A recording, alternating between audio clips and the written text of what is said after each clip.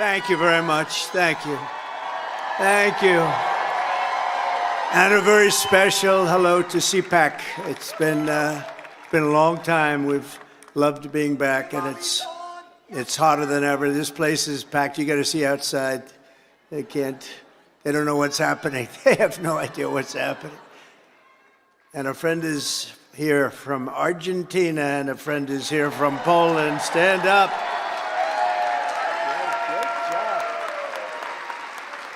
Great job. Thank you.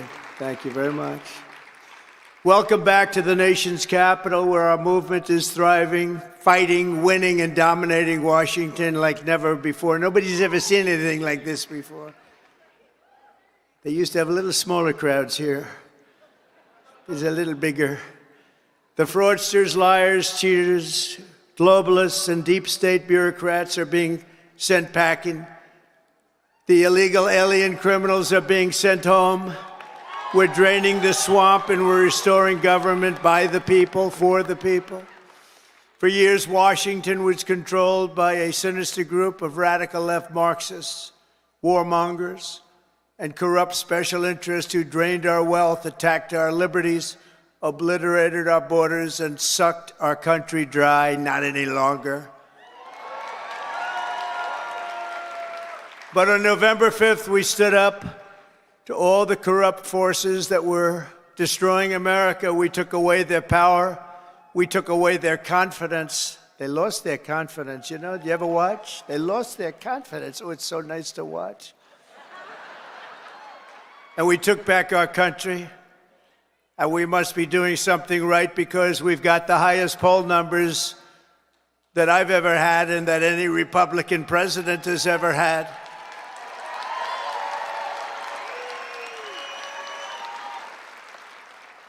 And our approval rating is now the highest ever across all demographics. Rasmussen just came out at 56%, Insider Advantage 56%, RMG Research 57%, and we have many polls in the mid-60s, one at 71%. We like that, 71.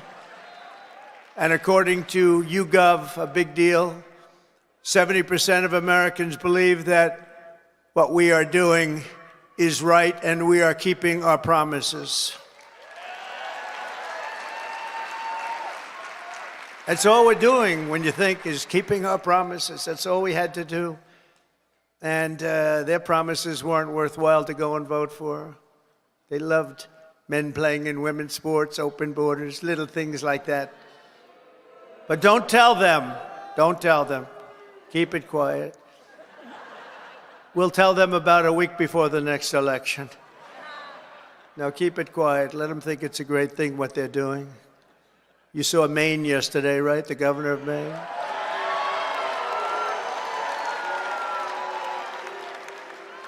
She's fighting to keep men in women's sports. Do you ever see what happens to a woman when a woman boxes a man who transitioned to womanhood? Did you ever see what happens? It's not pretty. It's not pretty. Let her do that fight. Let them all do that fight. Because I think that's about a 90-10 issue, and I can't figure out who the 10% are. Nobody can.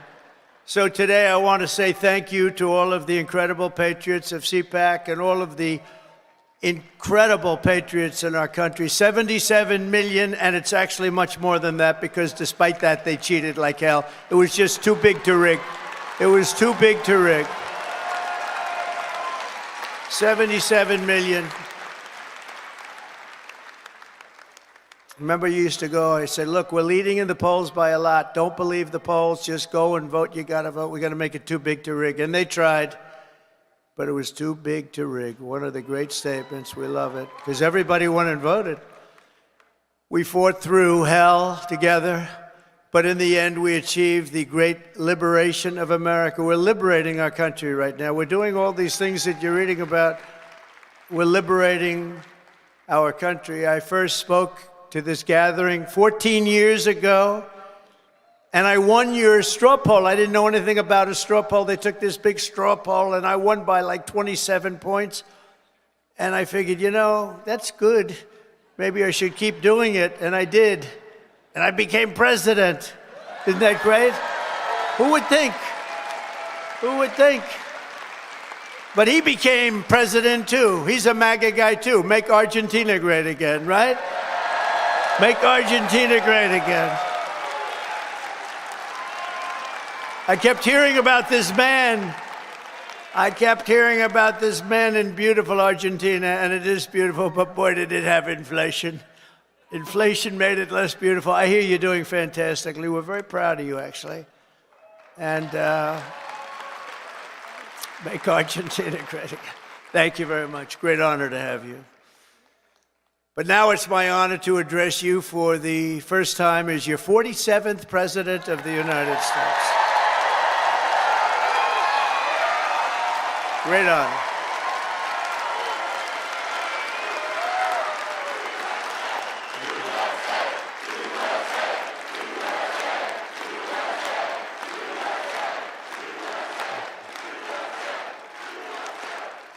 I want to begin by thanking Matt and Mercedes Schlapp for the incredible job they do, and everyone they put together. They put together an amazing team, the American Conservative Union, for organizing this event. You have some big players here. Senator Ted Cruz, Eric Schmidt, Jim Banks of Indiana. Where's Eric? Where is Eric? Is it? Hello, Eric. You can see Eric anywhere. If he's right in the back of the room, he stands up. They're all good. These are great people. Representatives Riley Moore, James Comer, Harriet Hagerman, Byron Donalds. Our great Attorney General, she's going to be great, Pam Bondi. Where's Pam? I don't know where she is. So many people, so many people. Secretary Doug Burgum, Secretary Chris Wright, he's going to get that energy out of the ground. Secretary Scott Turner. Our next ambassador to the United Nations, Elise Stefanik, who just gave a great speech, by the way. A very good friend of mine, is this guy central casting, though? Tom Homan. Is he central casting?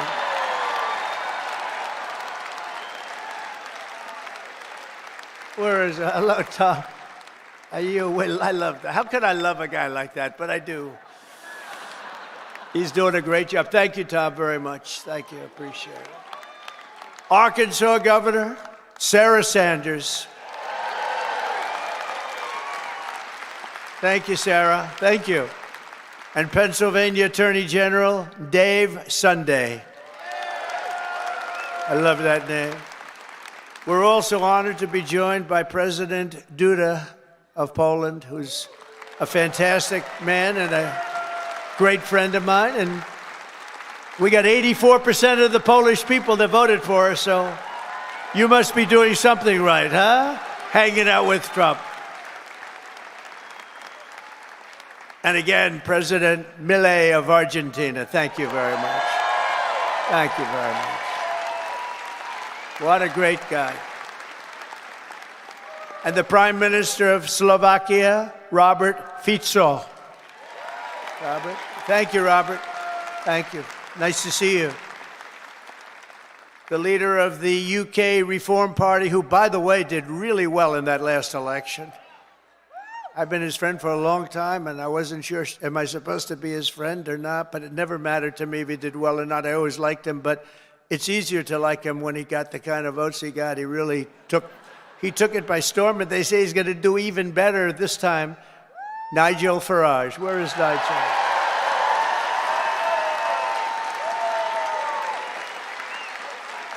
Thank you, Nigel. Thank you. What a great guy.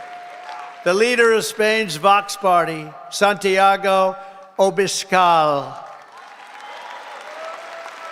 Thank you, Santiago. Thank you. Thank you very much. I thought that was you. Thank you very much. Great job you're doing. And a friend of mine, Eduardo Bolsonaro of Brazil, the Chamber of Deputies. Thank you. Thank you. Say hello to your father. Thank you very much. Great family. Great gentleman and your great family. And our great First Lady, Melania, is watching us right now on television. So give her a hand. Give her a hand. Whoa.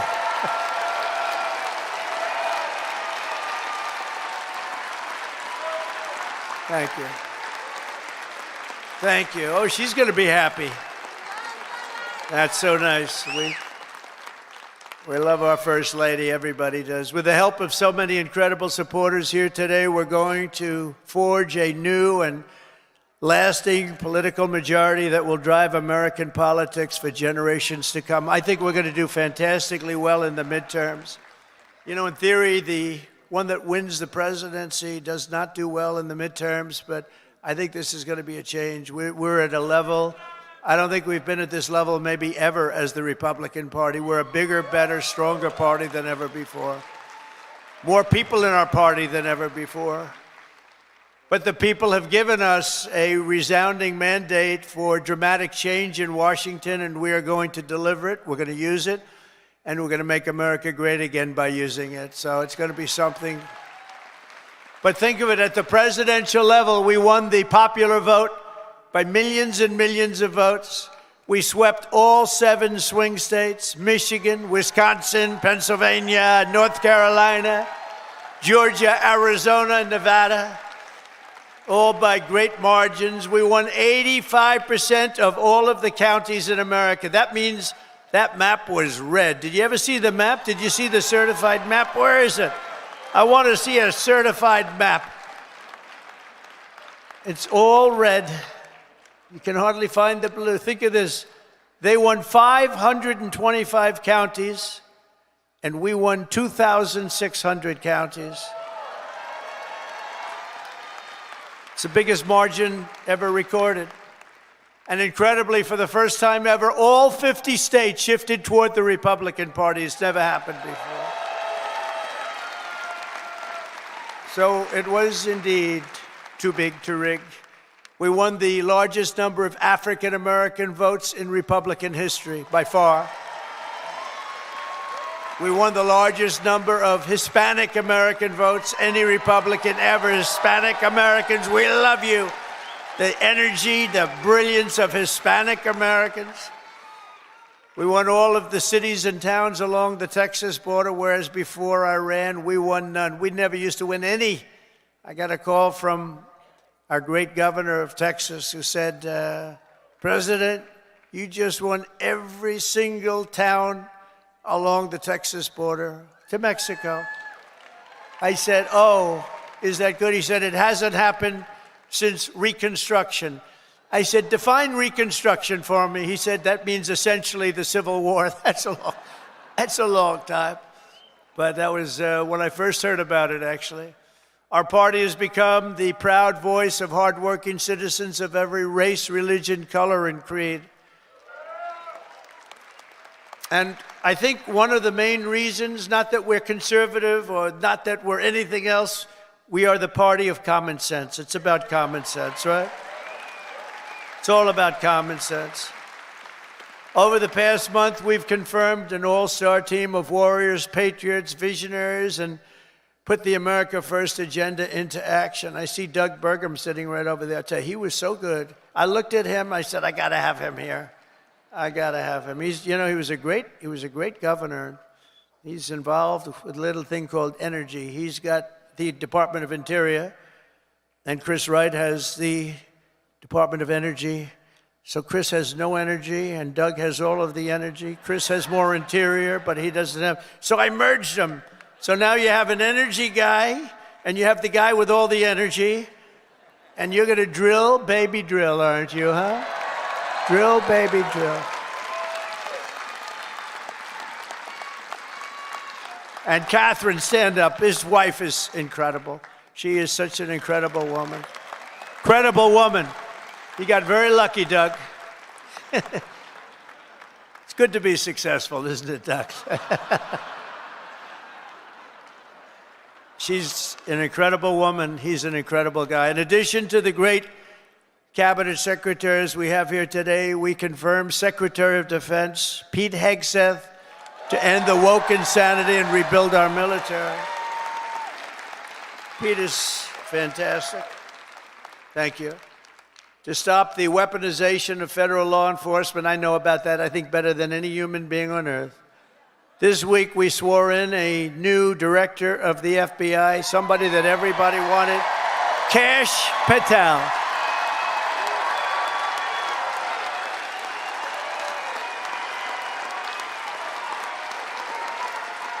Kash is great.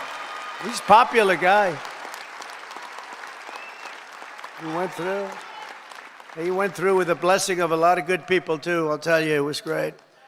To end the politicalization of our intelligence agencies, we confirmed Director of National Intelligence, Tulsi Gabbard, who is something. Very respected, highly respected. And to make America healthy again, we confirmed Secretary of Health and Human Services, Robert F. Kennedy, Jr.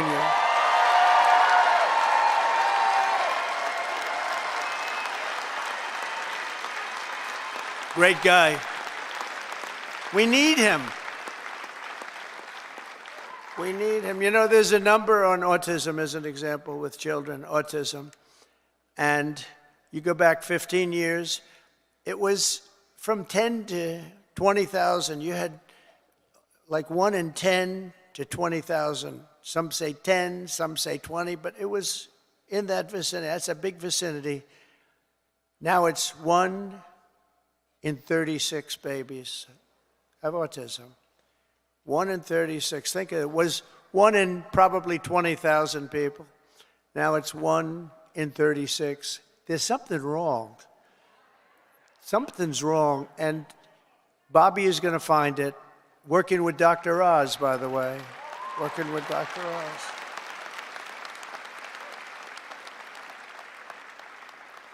Together, we've achieved more in 4 weeks than most administrations achieve in 4 years. We made a lot of progress. I heard O'Reilly last night say Donald Trump, for the first 4 weeks, is the greatest president ever in the history of our country. That was O'Reilly. Bill O'Reilly, he's all right. You know who he said second was? George Washington. That's not bad. I beat George Washington. I love beating George Washington. Thank you, Bill. On our first day in office, we declared a national emergency at our southern border. After years of politicians using our military to defend foreign borders while leaving our country defenseless and helpless, we deployed a group of people, active duty troops, to defend our border and repel the invasion of our country. This was an invasion. You know, we had a great first term, a really great first term, and I called it an invasion. And we had great numbers, but now we have the best numbers we've ever had. We've never had numbers like this. We've done it all in 4 weeks. Think of it. That was Tom Homan, Kristi Noem, the whole group. On day one, I ended the catch and release. I reinstated Remain in Mexico, and I signed an order that will end birthright citizenship for the children of illegal aliens.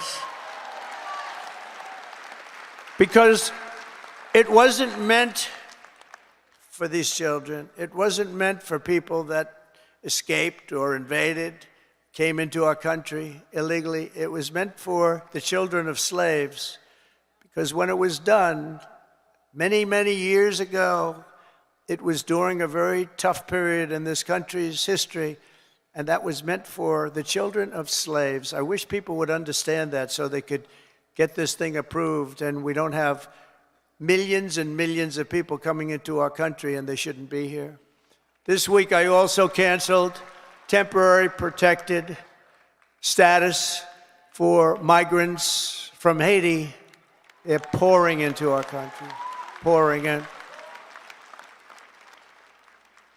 I weren't elected president, there'd be nobody in Haiti anymore. They were pouring in at levels from other countries too, all over Africa, the Congo, all over South America.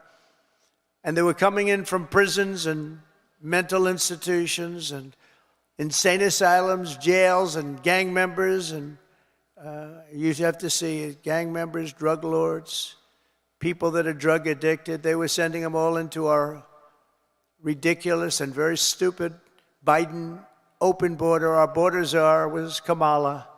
Haven't said that name in a while. I haven't said that name. No, I haven't said that name in a while. Kamala. I'll bet nobody knows her last name. Nobody ever knows her last name. Even during the campaign, you'd have to say Kamala. It's strange, you know, a little different name. Kamala, because her last name was Harris. I used to say Senator Harris. Nobody knew who the hell I was talking about. So I had to go Kamala. But think of it, I was beating Joe badly, really badly, and they changed him. I'm the only one that ever had to beat two people. I had to beat two. Had to beat two. We beat two. I didn't beat. You beat. You beat two people. No, he was doing badly. That's like the great Dana White. He has a fight, and one guy's doing really badly, so when they take him out, they put another guy in the fight, the same guy that's... I had that. Never happened before. A lot of things we do never happened before. Do you ever notice that? We're the first in everything. So we beat two candidates. They said, who do you run against? Well, we ran against Biden and we ran against Kamala Harris. But illegal border crossings now have plummeted by almost 100%. The border czar never called the border, never called the great people of the border. They have unbelievable... I called them so much they couldn't take my calls. They hated me. But then they became to love me. You know why? Because the border people want to have great borders. But you have to call them on occasion. How are we doing today? Pete, how are we doing? You have to call. And we called the right guys. I became friends. You know, the Border Patrol endorsed me. And these people, you have no idea. They weren't supposed to, because you're not supposed to do that. I don't think you're allowed to do it. Actually, they did it anyway. They said, this is crazy. But these are great people, and ICE, and our general law enforcement, and by the way, our great, great firemen and firewomen, too.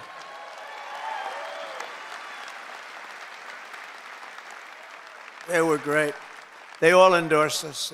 With the police, we got high 90s in terms of, and many of them were unionized, you know. We have a young lady who's right now going for the Department of Labor, and she tends to be a little bit on the slightly left of center. And everybody said, why did I do that? I said, you know why I did that? Because unions like her, and labor likes her, and a lot of people like her, and she's very solid, very strong, and she's going to do the right thing.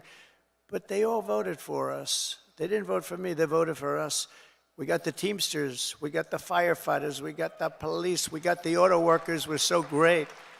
We had tremendous support, so I think it's nice to give them a person in the center, because that's what she's going to be very good, I think. But a lot of people say, why'd you do that? I said, because I want to do something nice for these people that voted for me. Oh, gee, what a great political move that was. Now they're all saying, what a great political move. No, it's all common sense. Remember that. Remember that. Sean O'Brien was fantastic. The whole group, they were great. Over the past few weeks, we've begun the largest deportation operation in American history, larger even than that of President Dwight D. Eisenhower, a very moderate man, but he was very strong on that. He didn't like people running into our country and taking over our country. I'll tell you, I had 4 years. I don't know if you had this. I couldn't stand it. Don't get angry. Donald, don't get angry, please.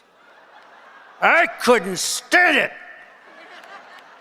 Watching these people come in from jails and mental institutions and the worst criminals in the street, gang members being dropped off in buses and bussed into our country. I couldn't stand it.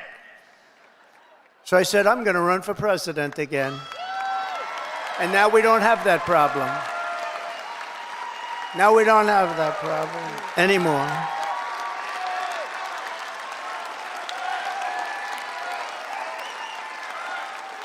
We don't have that problem anymore.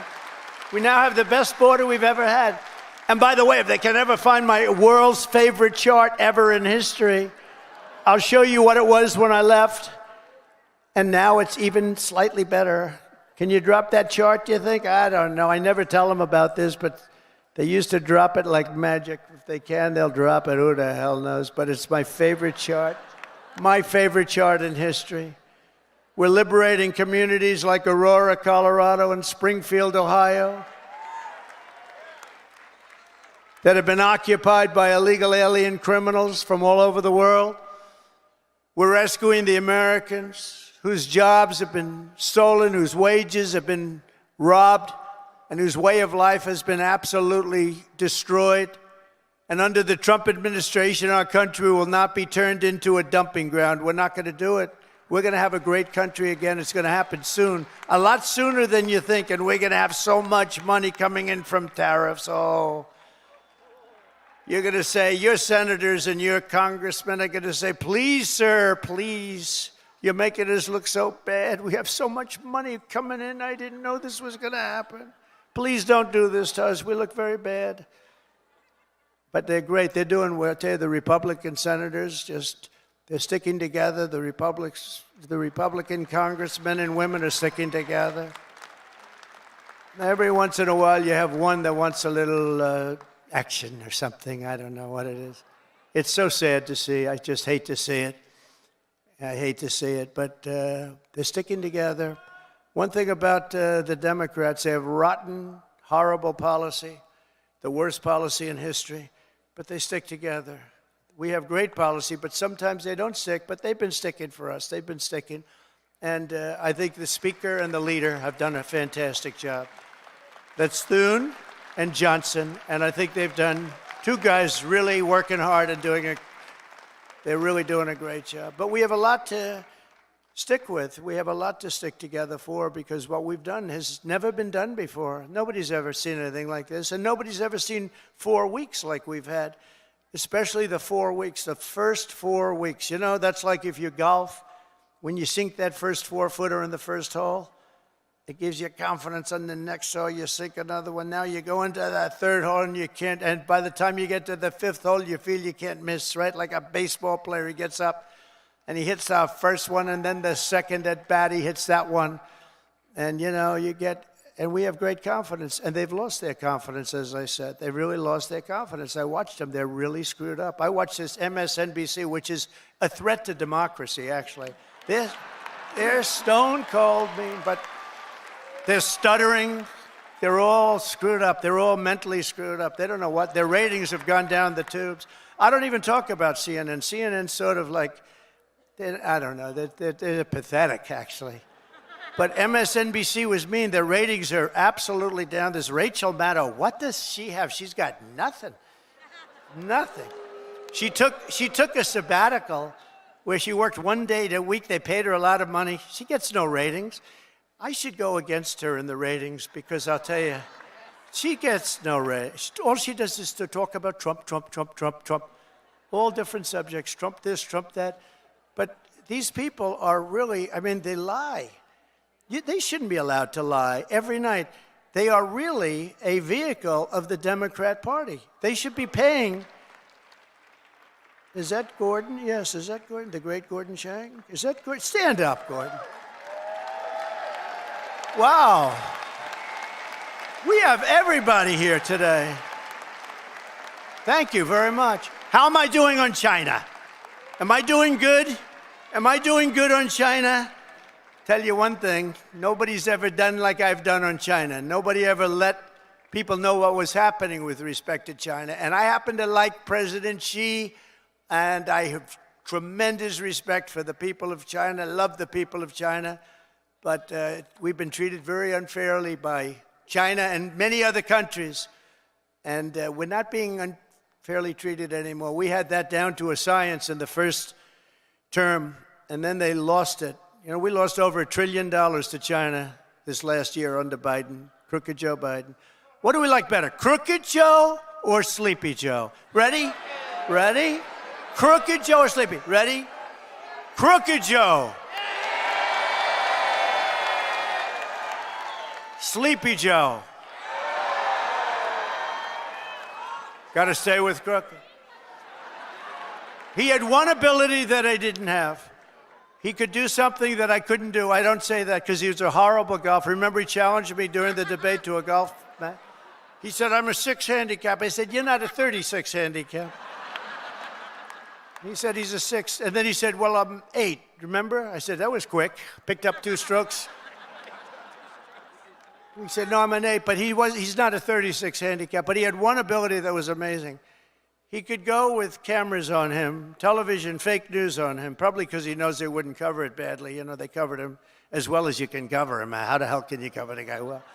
But he had this incredible ability. He could barely walk in the sand. Somebody thought he looked great in a bathing suit.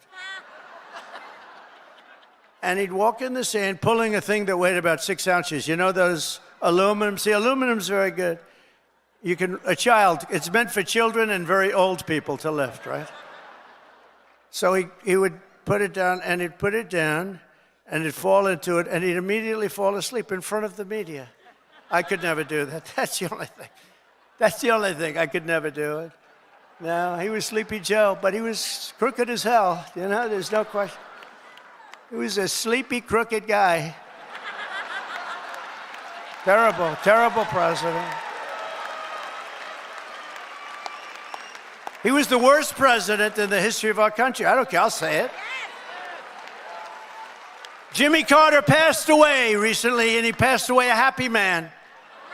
He was a happy man when he passed away because he said that it's not even close. Joe was the worst, and believe me, I have to clean up the mess. I'm cleaning up the mess, and it is a mess on the border with inflation. To go over every single thing he touched turned to shit, okay? Everything. It's true.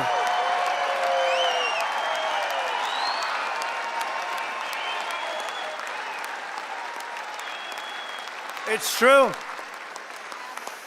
That's true. Now Franklin Graham's angry at me.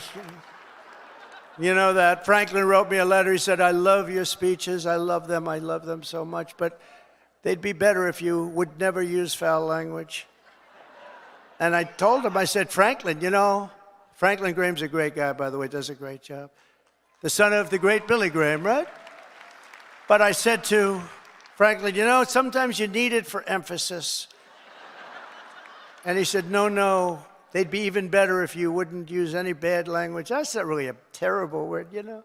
But that's a much more appropriate word, a better. What word would I use to describe? What word could I use? And we have to be truthful too, so you know. All countries are now taking their illegal aliens back, even those that stated strongly, we will never take them back. Don't ever send them to us. But they said that during the Biden administration. They never said it during my administration. Venezuela's taking them back. Colombia's taking them back. Remember, Colombia said, we will not take them back, he said.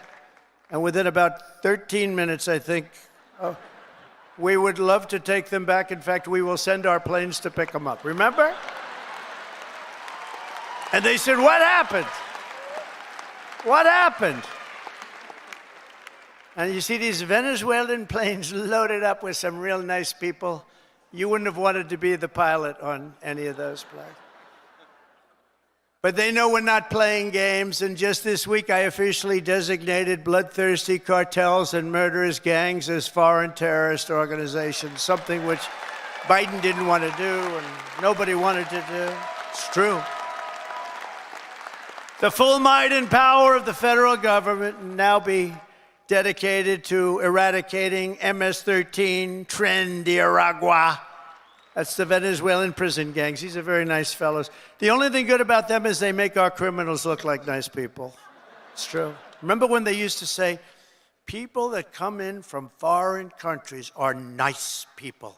These are wonderful people. These are good people. They're not murderers. They're not terrible. These people make us look like babies, okay? You know the Hells Angels? They're among the nicest people on earth when you compare them to these thugs. And the Hells Angels actually love our country, if you can believe that. They actually do. But their members and their leaders in the United States will be hunted down. I'm talking about MS-13. They're hunting them down. We removed tens of thousands, MS-13, Trendiragua, rooted out, arrested, and expelled from our soil like the savage monsters that they are. We don't have anybody coming up from Argentina. Nobody's coming up from Argentina to facilitate the mass removal of criminal aliens. I also issued an executive order to make available the full capacity and detention. We're going to use Guantanamo Bay. We have a detention facility that's actually massive. Nobody even knew it existed. Holds thousands of prisoners. We never used it. For 4 long years, you had a president who put illegal aliens up in penthouse suites in beautiful hotels on Park Avenue, on Madison Avenue, or on Fifth Avenue in Manhattan. Now you have a president who is stamping their ticket to Gitmo on a one-way trip back to the places from which they came. Wonderful places. Big difference. My administration is also moving swiftly to save the U.S. economy from the train wreck of inflation and worse that Joe Biden created. I withdrew from the one-sided Paris Climate Accord. It was a disaster. It was a disaster. I terminated the Green New Scam. One of the greatest hoaxes ever played on this country is the Green New Scam. We spent trillions of dollars on this nonsense, and just a total hoax. It really set back our country, I want to tell you, monetarily and every other way. And I canceled Joe Biden's insane electric vehicle mandate, where everybody has to have an electric car. And if you want an electric car, get an electric car. If you want a gasoline-powered car, if you want to have a hybrid, you get it. The only thing you can't do is a hydrogen-powered car. You know why? They said it really works great, but when it doesn't work, you never find the body. That's a bad sign. You know, when it doesn't work, they found the body on a tree about 250 yards up the road. It's seriously bad. So we'll leave hydrogen out of it for a little while, I think, or maybe permanently. I'd say permanently. To crush inflation by slashing spending, I imposed an immediate federal hiring freeze, a federal regulation freeze, and a foreign aid freeze. We're given to countries that hate us. We're giving billions and billions of dollars to countries that hate us. And I signed an order creating the Department of Government Efficiency. You probably haven't heard of it, which is now waging war on government waste, fraud, and abuse. And Elon is doing a great job. He's doing a great job.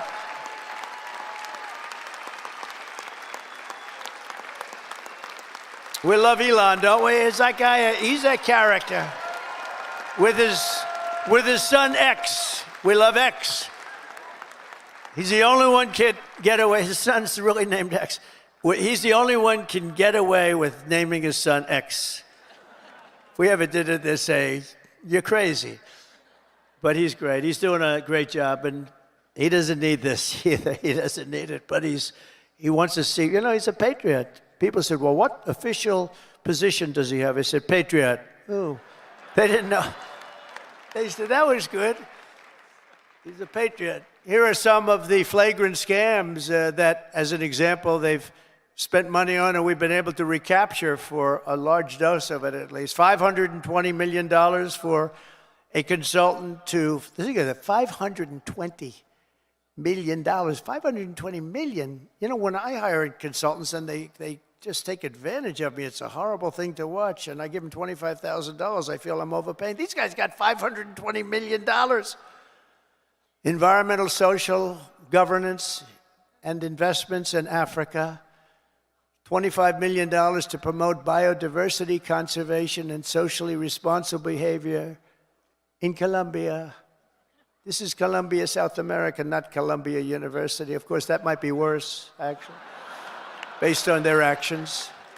$40 million to improve the social and economic inclusion of sedentary migrants. Nobody knows where.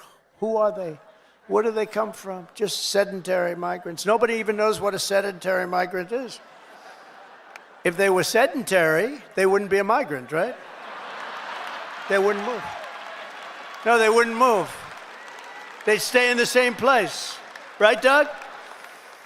$42 million for social and behavior change in Uganda. $10 million for Mozambique medical male circumcisions. Why are we going to Mozambique to do circumcisions? It's a lot of money. $14 million for improving public procurement in Serbia. Here's a beauty. $486 million to a consortium of elections and political process strengthening ideas, of which $22 million goes to inclusive and participatory political process in Moldova. $29 million goes to strengthen the political landscape and help them out so that they can vote for a radical left communist in Bangladesh. You had to see who they supported. You wouldn't believe, yeah, you would believe it. Nobody in this room would be in that group. $20 million for fiscal federalism and $19 million for biodiversity in Nepal. $47 million for improving learning outcomes in Asia. $18 million for helping India with its elections. Why the hell? Why don't we just go to all paper ballots? Let them help us with their elections, right? Voter ID. Wouldn't that be nice? We're giving money to India for elections. They don't need money. They take advantage of us pretty good. One of the highest tariff nations in the world. We try and sell something, they have a 200% tariff, and then we're giving them a lot of money to help them with their election. $32 million for the Prague Civil Society Center. $14 million for social cohesion in Liberia. $9.7 million to develop a cohort Cambodian youth with enterprise-driven skills. Think of that. Millions of dollars for sex change operations in Guatemala. $20 million for Sesame Street in Iraq. They put on a little play on the street. $20 million. You could do it on Broadway and have $19 million left over. No, it's a scam. They get kickbacks and all sorts of things. It's a scam. Who ever heard of it? Think of it, $20 million Sesame Street, a play. We're also uncovering outrageous incompetence and fraud in the Social Security. We have, look, let's assume that people, generally speaking, in our case, and everybody in this room, we're going to all live way over 100, but this is a little ridiculous because not too many people are going over 100. Everybody, hopefully, in this room will. But there are in the Social Security ranks and files. And what we're doing now is finding out, do they get paid? Do they get paid? In other words, is somebody taking all of this money? So they have over 100 to 109, 4.7 million Social Security numbers. Think of that, from people whose age is over 100. 3.6 million people whose age is over 110 years. 3.47 million people who are over 120 years of age. 3.9 million people whose age goes from 130 to 139 years of age. 3.5 million whose age goes from 140 to 149 years old. 1.3, see, it's coming down now slowly. No, it's all a scam. The whole thing is a scam.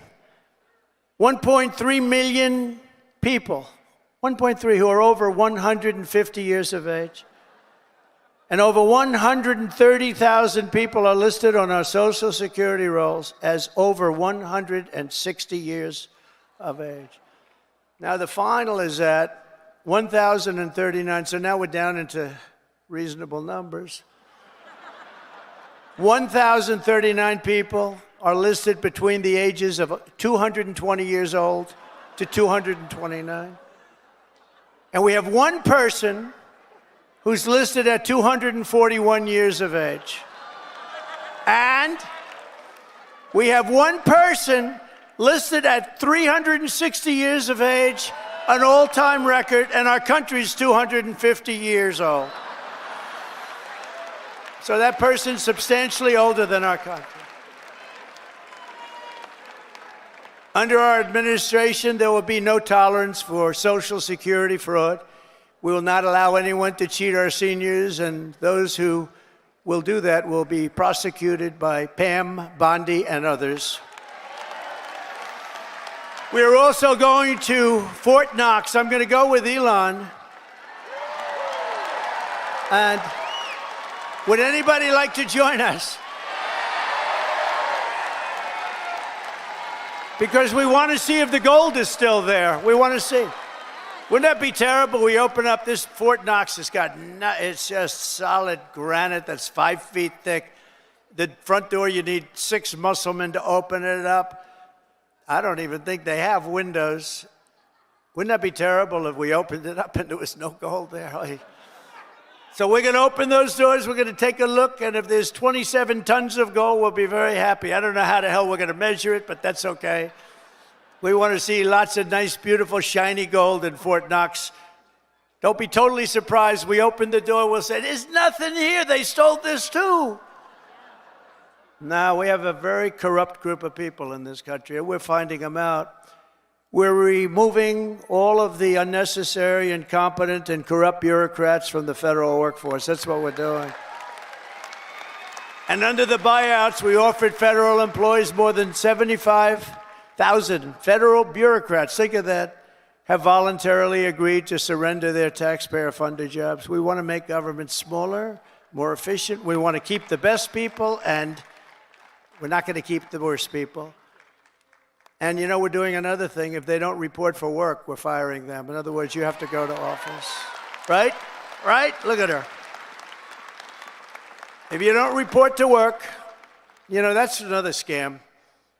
You know, who the hell, if I'm staying home, I'm going to, let's see, my golf handicap would get down to very low number. You'd be shocked if I told you the real number. But I would be so good, I'd try and get on tour. I would be so good. I'd call up, I'd say, listen, I'm really working here. Where are my clubs?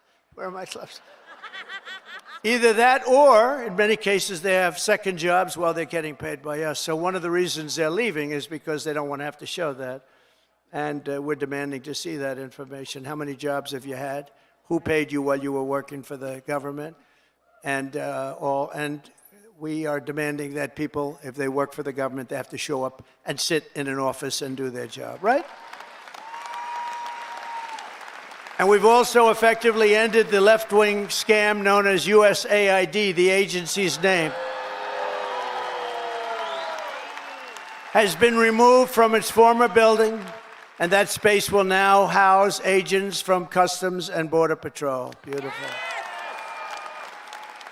And at the ultra-left CFPB, which was terrible. So many people have been hurt by that. I used to get calls from lending officers, from owners of small banks, and they were almost crying. What they did to those people, they destroyed them, put them out of business. It was established by Elizabeth Pocahontas Warren. Does anyone know? Remember the Pocahontas scam? I'm an Indian, therefore I'm entitled to be a senator. I'm an Indian. She said, could we see proof of that, please? She said, well, the only proof I have is my mother said I have high cheekbones. Oh, that's no good, right? Remember she went out? I really spooked her, I tell you. Remember she went out, she couldn't take it anymore. I was calling her Pocahontas, Pocahontas. Everyone knew she was not an Indian. I had more Indian blood than her, and I have no Indian blood. I'd be honored to, but I don't have any, but I had more than her. You remember she went out and she had a blood test. And it came back and she was so happy because it said 1,024th. That means everybody in this room had more than her. But because there was even a scant, in other words, 1 million years ago, something could have happened. And she was so happy that she released it and she got killed. That was the end of her presidential career. She does not like me very much. But she's a very angry person. Do you notice the way she is? She's always screaming, and she's crazy. These people are crazy. The radical left is meaner. Yes. I don't know what it is, Doug.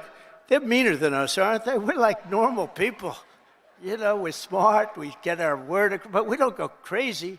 Of course, they'll take my little rant from 15 minutes ago, the fake news. He lost control on the stage. He lost control.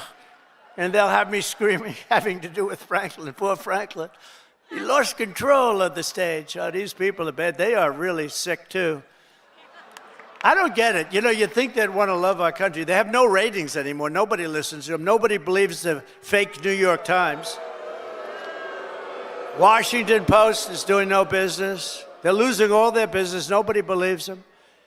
But we've escorted the radical left bureaucrats out of the building and locked the doors behind them. We've gotten rid of thousands. I withdrew the United States from the corrupt World Health Organization. I withdrew from the anti-Semitic UN Human Rights Council. The council is horrible, and I withdrew from the terror-supporting UN Relief and Works Agency. The UN has such great potential, but not the way it's run now. It's terrible the way it's run now. We stopped all taxpayer money to these corrupt institutions. And by the way, just so, because who the hell knows, we got to talk about something very important. The war between Russia and Ukraine.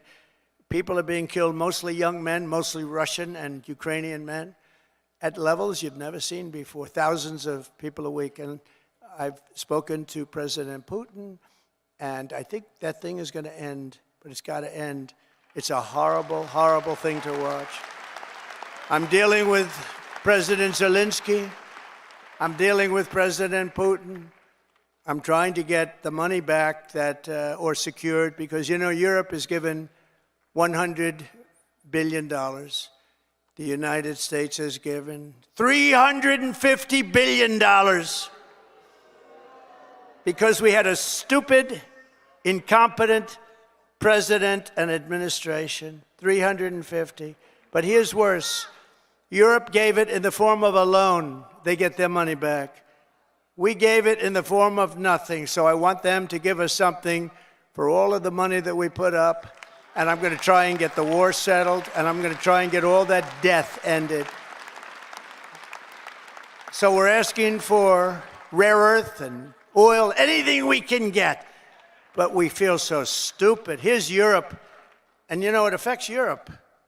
It doesn't really affect us, except we don't like to see two things. Number one, how Biden got us into this thing in the first place. Terrible.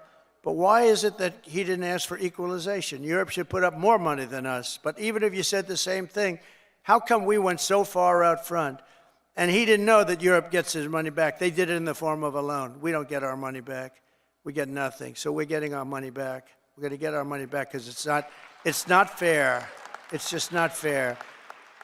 And we will see. But I think we're pretty close to a deal, and we better be close to a deal, because that has been a horrible situation. It would have never happened if I were president. And by the way, October 7th, Israel would have never happened if I was president, too. It would have never happened. Iran was broke. They had no money for Hamas or Hezbollah. They had no money to give. Everybody knows that. Jewish people in the audience know that. Iran was broke. They were not giving money around. And when I got out, they took all the sanctions off Biden, and Iran became rich very quickly. With oil, you can become rich very, very quickly. And the rest is history. What a horrible thing.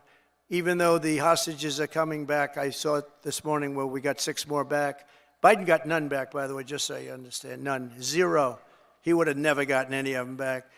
But they're coming back in pretty bad shape. It's a horrible thing, and many are dead. Many are dead. So we'll see how that all ends up, but it's a horrible thing. But I just want you to know we're working on that. That's a very big part of it. And I don't like talking about it because we're in the middle of negotiations, but it's a very, very sad, would have never happened.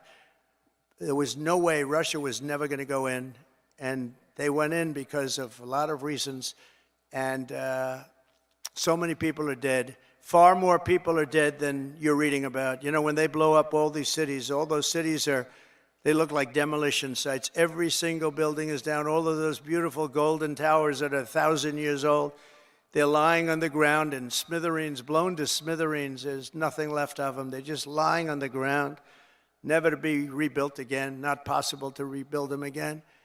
and all of that heritage is gone. People have done a really horrible job. That would have never, if I were president, zero chance that a shot would even have been fired. It wouldn't have happened.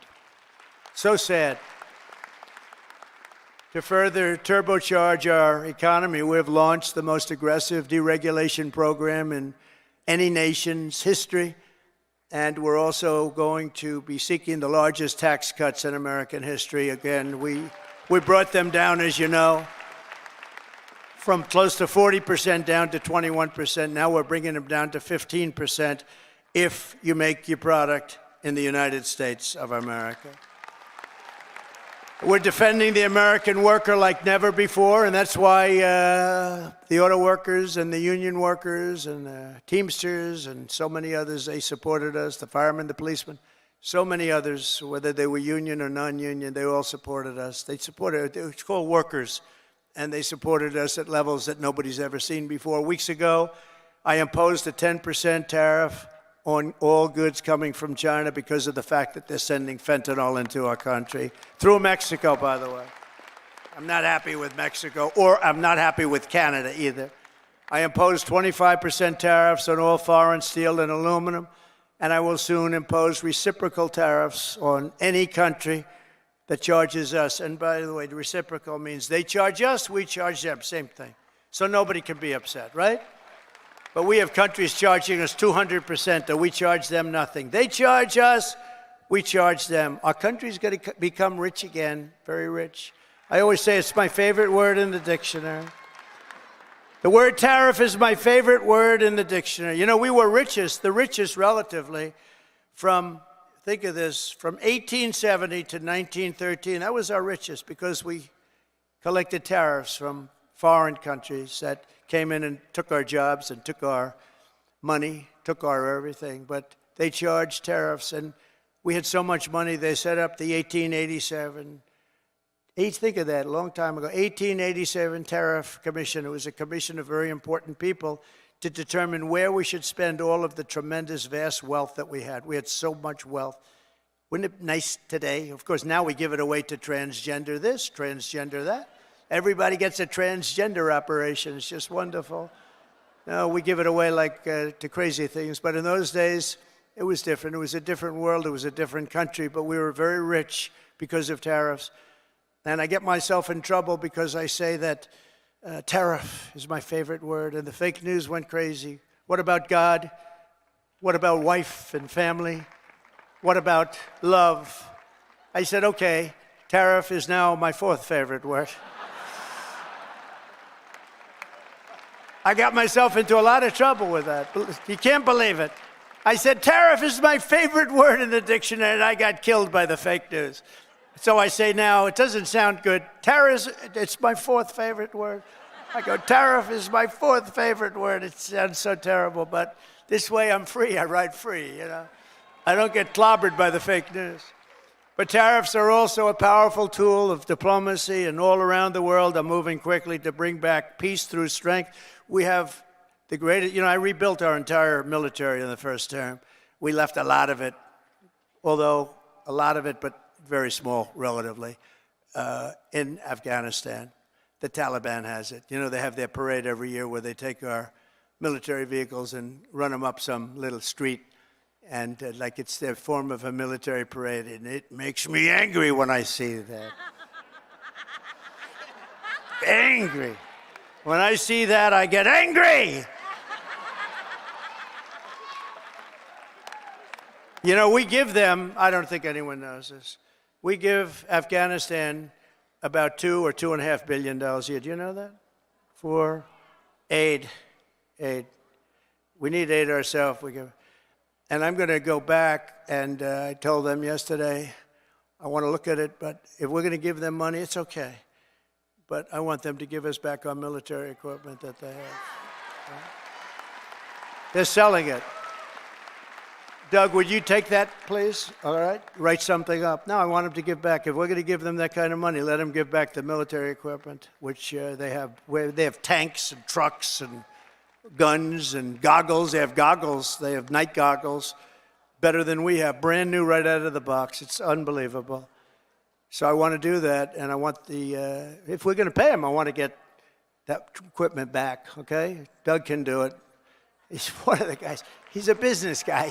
To him, he's sitting there saying, how the hell did this ever happen, right? Can you believe it? We give them billions of dollars, and we gave them our military equipment. Just tremendous numbers of billions of dollars worth of military, billions and billions. We have a ceasefire in Gaza, and we're joined today by several survivors of the captivity under Hamas, including Noah Argamani and Ilana Gretufsky. Wow, look at that, how beautiful. What a beautiful group of people. Wow, thank you very much.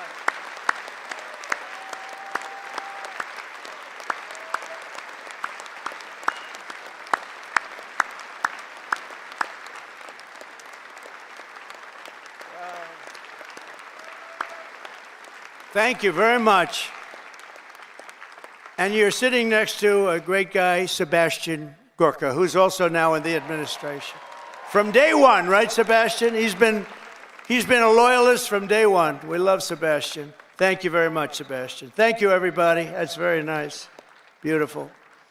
We're going to make it work somehow, you know. We're doing the best we can. We started, it should have never happened. That's the sad part. Would have never happened. If I were president, and I should have been, if I were president, it would have never happened. But it did, so we're doing the best we can with it. Thank you very much. Thank you. Also with us are family members of some individuals who are still hostages, and we will not rest until all of the hostages have been returned back home. Some of them are coming home in very bad condition, and some of them are coming home only as bodies. They're dead. We have a lot of them coming home now. They're dead. And these are largely young people. Young people don't die. Young people are young people. They don't die like this, but they're dead. And the parents come to me and they say, please, sir, could you get my son back? How old is he? Sir, my son is dead. It's important, just as important as if that son were alive, to get the body back. It's amazing, actually. Amazing. Just as important.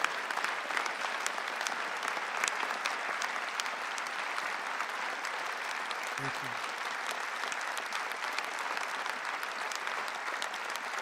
Thank you. It's amazing, though, the parents. The parents are strong. I mean, look, strong. What does strong mean? Strong is their life is ruined. Really, it's ruined. I see the people. But they come up to me, and it's so important to get the body back. They know. And some are not sure. They're 80% sure he's dead or she's dead. But they have that little glimmer of hope, and I say, let them have that hope, right? Let them have that hope. But getting the body back is just as important as getting the son back healthy or the daughter back healthy. It's amazing to see when I see the level of intensity and love and sorrow and tragedy. As I said in my inaugural address, it's my hope that my greatest legacy will be as a peacemaker, not a conqueror. I don't want to be a conqueror.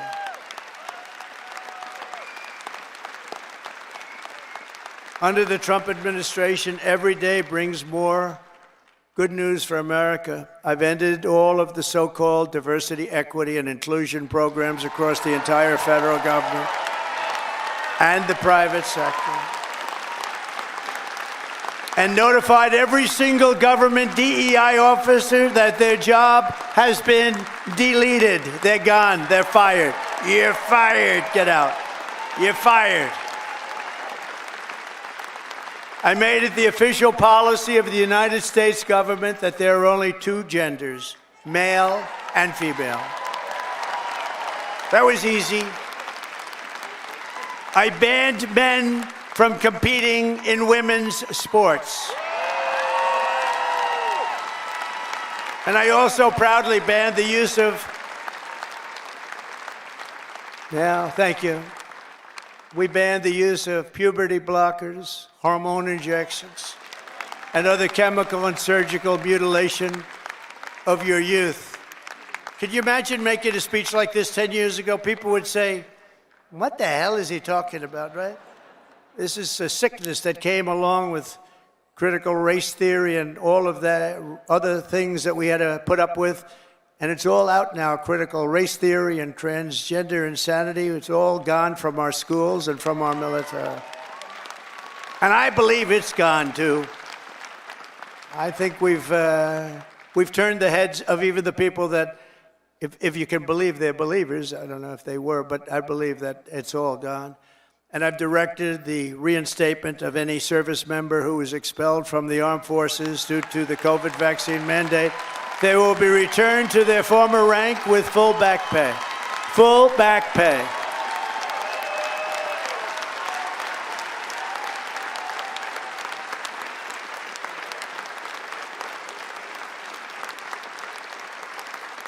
I banned government censorship from your voices and brought back free speech in America. We have free speech. We didn't have free speech. We do have it now, actually.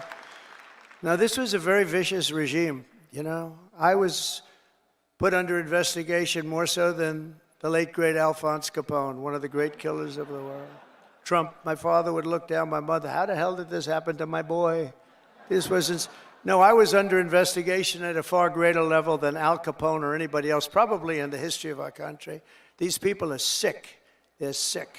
They're bad people. I ended Joe Biden's weaponization as soon as I got in. I said, I'm going to hit him with the same stuff. But I ended his whole weaponization of our government and removed his hand-picked radical left Marxist prosecutors from the Department of Justice. I was so happy to do that. They weaponized government. They weaponized government. I pardoned hundreds and hundreds of Biden's political prisoners, including Christians, pro-life activists, and the J6 hostages who were treated terribly for years.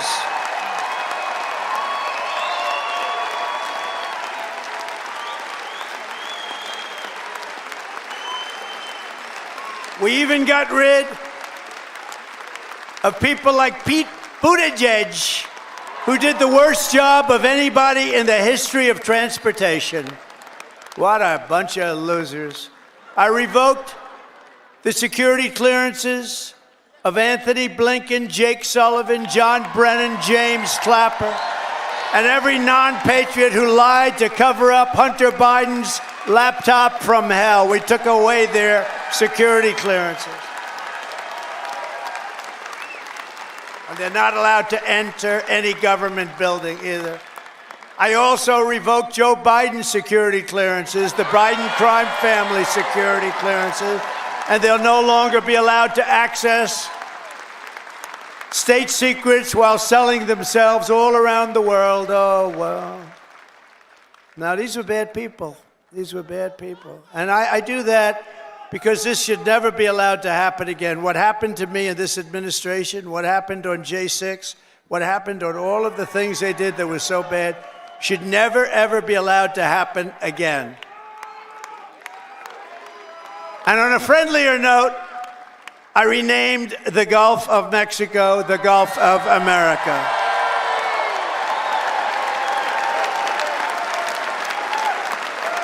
And we are restoring the name of a great president, William McKinley, to Mount McKinley in Alaska.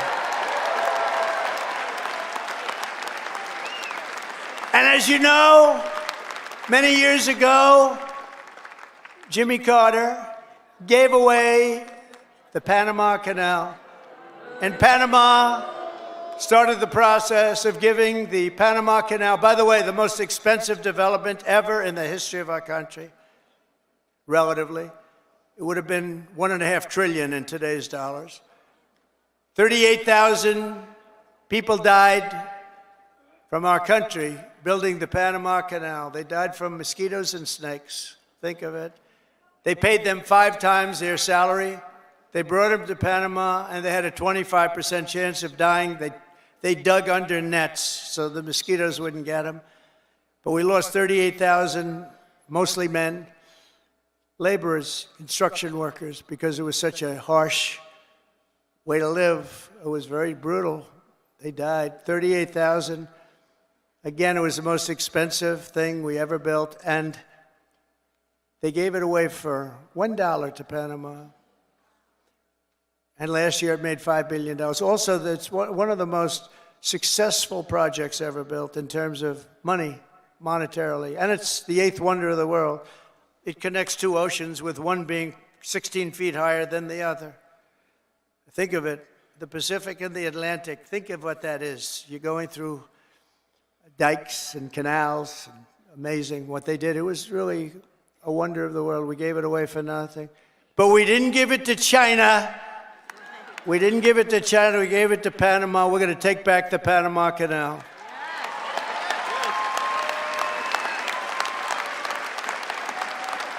In a matter of weeks, we have restored America's pride, America's confidence, and America's spirit. According to a brand new poll from Rasmussen, the number of Americans who believe we are on the right track now exceeds the number who think we're on the wrong track. This is the first time in 23 years. That's hard to believe. And we had one poll where we're at 81% right track, wrong track. I guess it depends on who, but that one poll, because Rasmussen's been a good poll, first time in over 20 years that we've had a positive number on that. That's great. That's great. November 5th, 2024 will go down as one of the most important days in the history of our country. I'm pointing to Mike Lindell. That man suffered. That man suffered. The FBI thugs went up to him and they took away everything he had. He suffered. And Mrs. Lindell,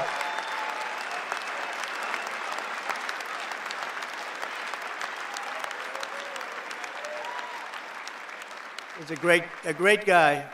They went after him. It was just terrible. This was a vicious weaponization of your government. But he's all, I'll tell you, he stood up. He's all man. He stood up strong. And nothing was going to faze him. And I want to thank you on behalf of everybody, Mike. You put up with a tremendous amount. And he never changed his mind. He said that election of 2020 was rigged. And he's more of a believer today than he was even 4 years ago.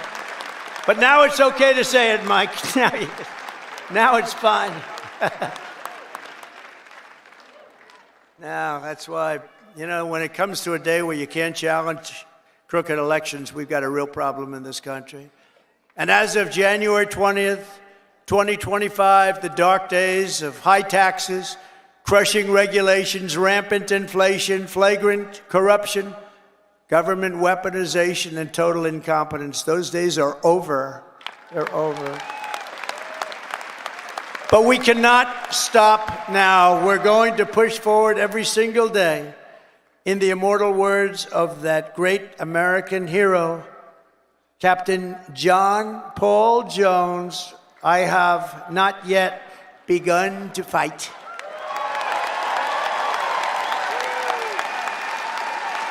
And neither have you.